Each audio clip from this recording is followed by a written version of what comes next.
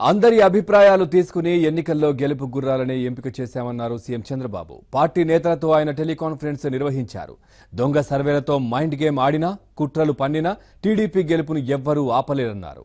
కసి పౌరుషంతో సైకిల్ గుర్తుపై ఓటు వేసేందుకు ప్రజలు సిద్ధమయ్యారన్నారు. వైసీపీని ఓటం భయం వెంటాడుతోందని, దిక్కు తోచని స్థితిలో వైసీపీ ఎంతటి అరాచకాలకైనా తెగబడుతుందన్నారు సీఎం చంద్రబాబు.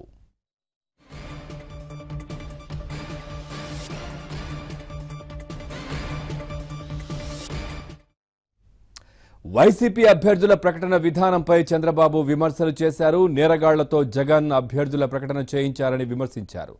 ఒకవైపు నందిగామ సురేష్, మరోవైపు ధర్మాన ప్రసాదరావు, మధ్యలో నిందితుడు జగన్ కూర్చున్నారన్నారు. నందిగం సురేష్ రాజధాని విధ్వంసంలో నిందితుడని, కన్నెధార గ్రానైట్ తవ్వేసిన నిందితుడు ధర్మాన ప్రసాదరావు అన్నారు. ధర్మాన రెవెన్యూ మంత్రిగా ఉన్నప్పుడు అనేక ఆరోపణలు ఎదుర్కొన్నారన్నారు. విశాఖ భూస్కాంలో ధర్మాన ప్రధాన నిందితుడన్నారు సీఎం చంద్రబాబు.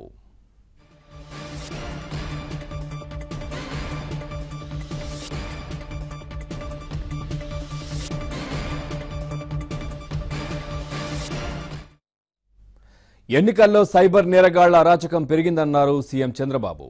సైబర్ నేరగాళ్లంతా వైసీపీలో చేరడంతో నేరగాళ్లకు కేర్ ఆఫ్ అడ్రస్ గా వైసీపీ మారిందని విమర్శించారు. మైండ్ గేమ్లోనే కాదు, సైకో గేమ్లోనూ జగన్ దిట్ట అన్నారు చంద్రబాబు.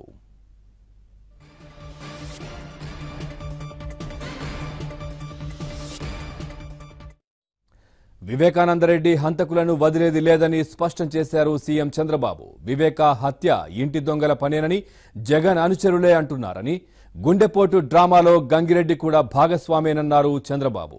మృతదేహానికి కట్టడం, కుట్లు వేయడమేంటని ప్రశ్నించారు చంద్రబాబు.